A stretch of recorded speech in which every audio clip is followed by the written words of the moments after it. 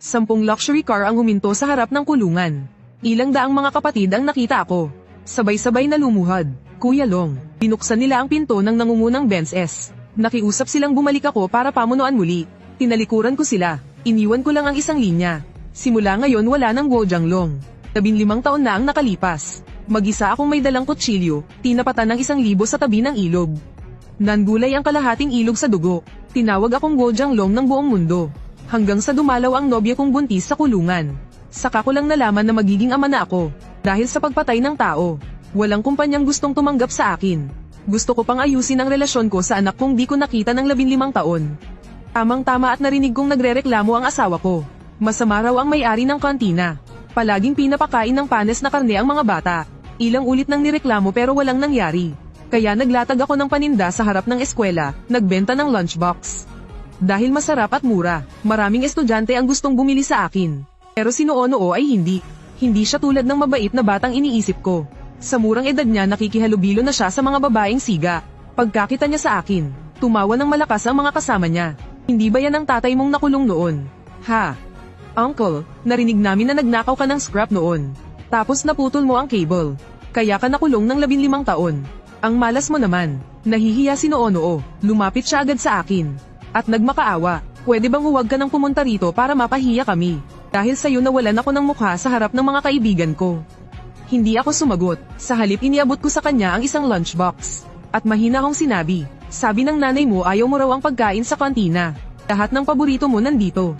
Umalis ka. Galit na galit si Noo at ibinato ang lunchbox sa akin.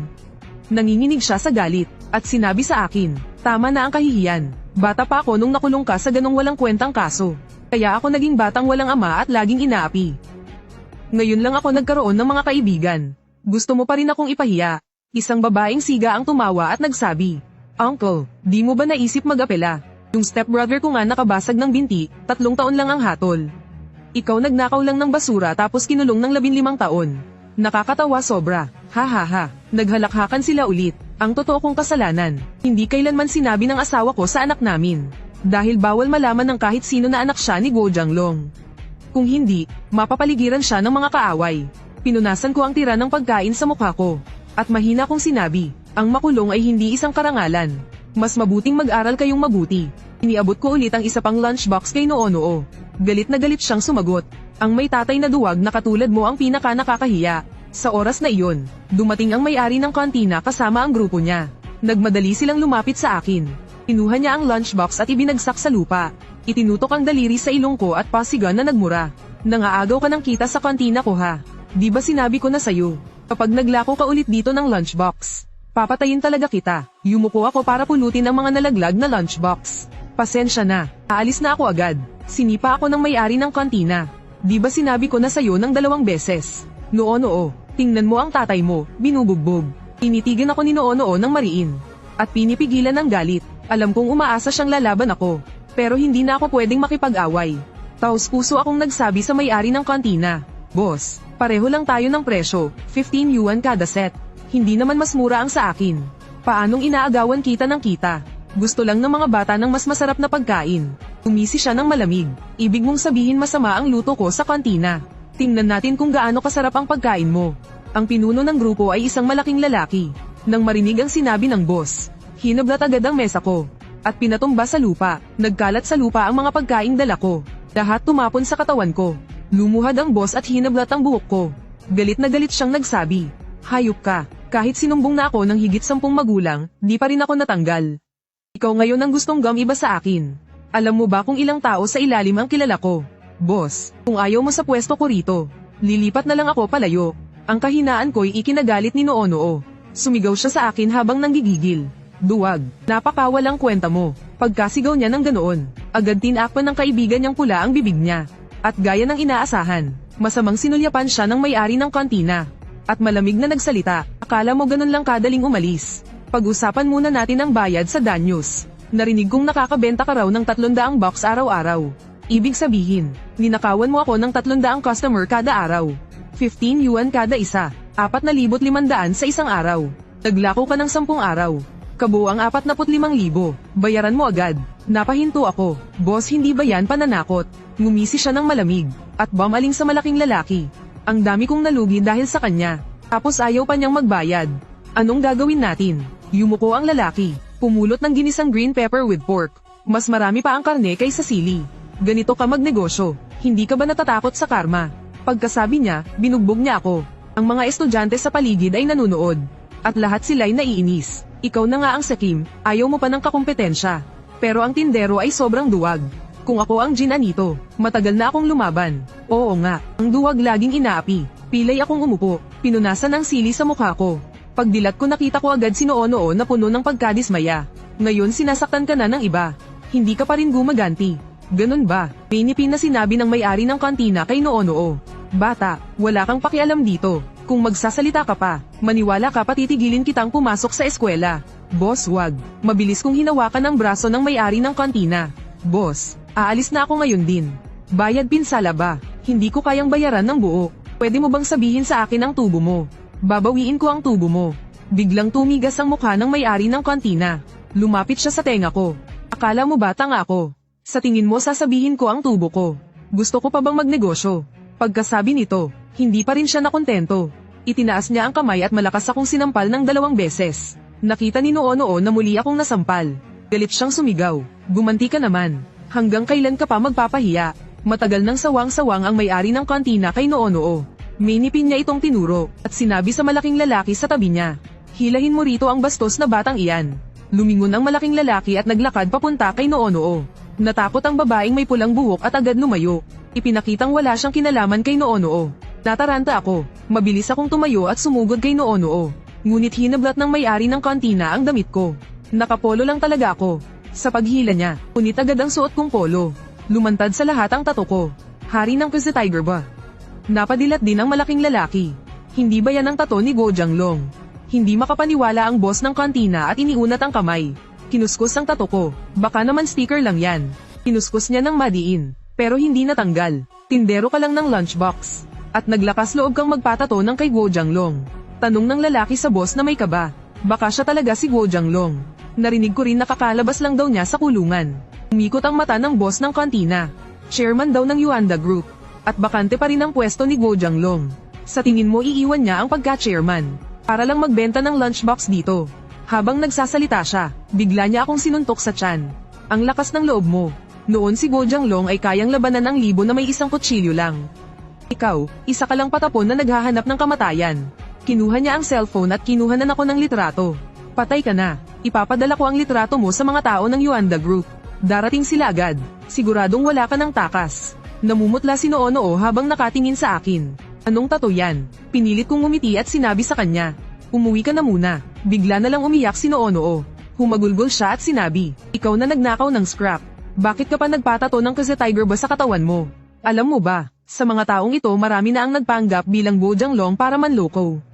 Lahat sila pinatumba ng mga tao ng Yuanda Group. Tumakas ka na agad. Tinitigan ko si Noo-Noo ng tulala. Nag-aalala ba siya sa akin?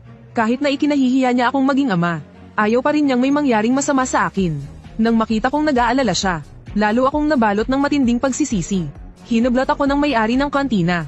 Huwag kang mag-isip na tatakas ka. Ang totoo gusto lang kitang turuan ng leksyon. Pero ikaw itong parang sawang-sawa na sa buhay. Biglang tumunog ang cellphone niya. Kinuha niya at sinagot ng pabiro. Kuya, ha ha ha, ako ang bumugbog sa taong to. Gusto mo bang pumunta rito? Hintayin mo. Anong sabi mo? Buong board ng Yuanda ay pupunta. Bigla siyang napadilat, napatitig sa akin ng tulala. Lahat ay napasigaw sa gulat. Tanong ng malaking lalaki sa hindi makapaniwala. Kilala mo sila? Sabi ng boss ng kantina. Mga tao sa ganong level. Sa tingin mo baka kilala ko sila? Pero tumawag sila at sabi paparating na raw sila. Napabulalas ang malaking lalaki. Tunay na katapatan. Dahil lang sa nagkunwaring kapatid nila. Lahat sila ay pupunta. Malamig na sabi ng boss ng kantina. Iyan ang takot sa autoridad ni Go Jianglong.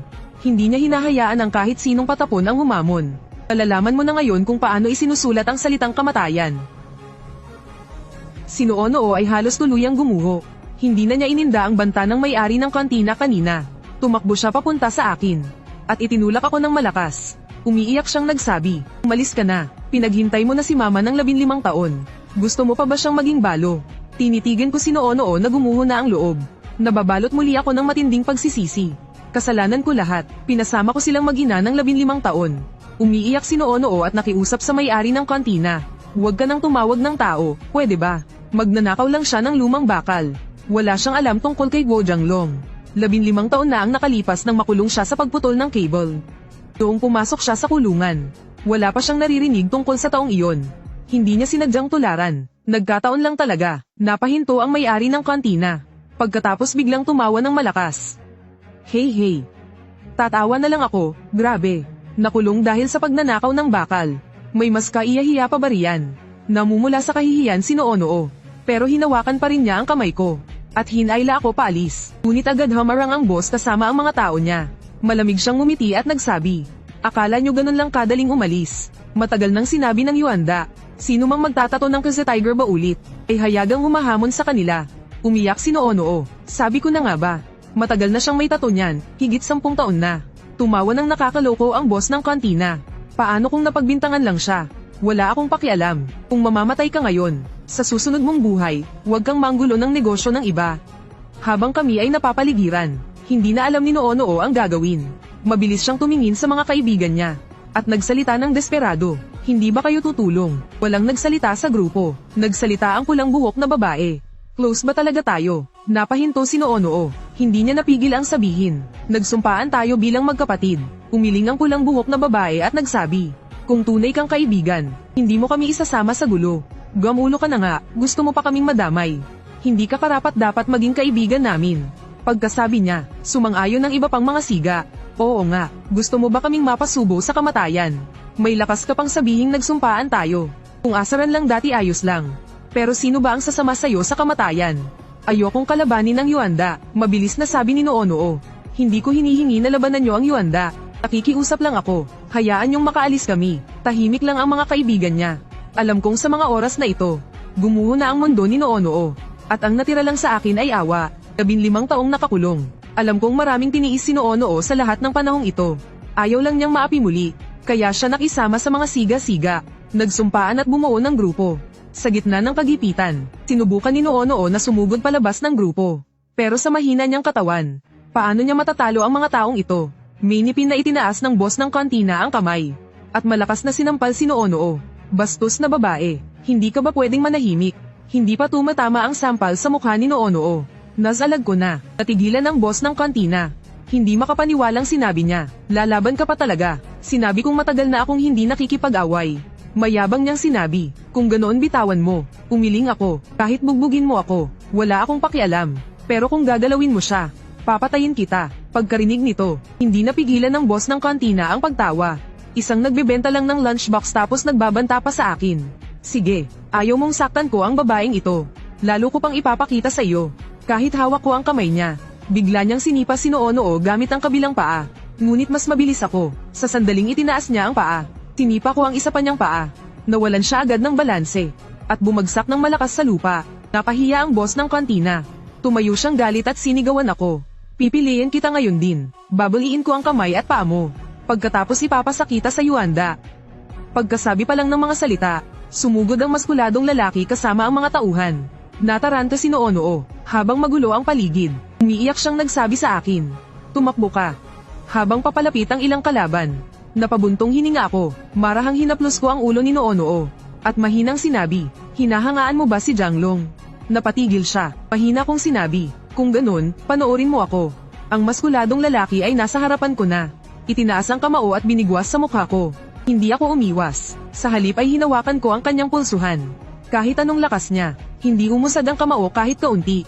Ang makita ng iba na nadakip si boss nila, agad silang lumapit, at sinubukang palibutan ako. Pero binuhat ko lang ang lalaki, at inihampas siya ng malakas. Tumama siya sa mga tauhan niya, at natamba ang ilan sa kanila. Nagiyakan ang mga tao, nataranta ang boss ng kantina, at sumigaw, sugod, ang dami-dami niyong tao. Hindi niyo matatalo ang isang nagtitinda ng lunchbox. Nakita ni Noo-Noo ang pagkakataon. Agad akong hinayla para tumakbo. Pero hindi ako gumalaw. Nagmadaling nagsabi si Noo-Noo, umalis na tayo. Pag dumating ang mga tao ni Yuanda, tapos na tayo. Kung aalis tayo ngayon lang, babalik pa rin sila para manggulo. Mas mabuting tapusin na agad ngayon.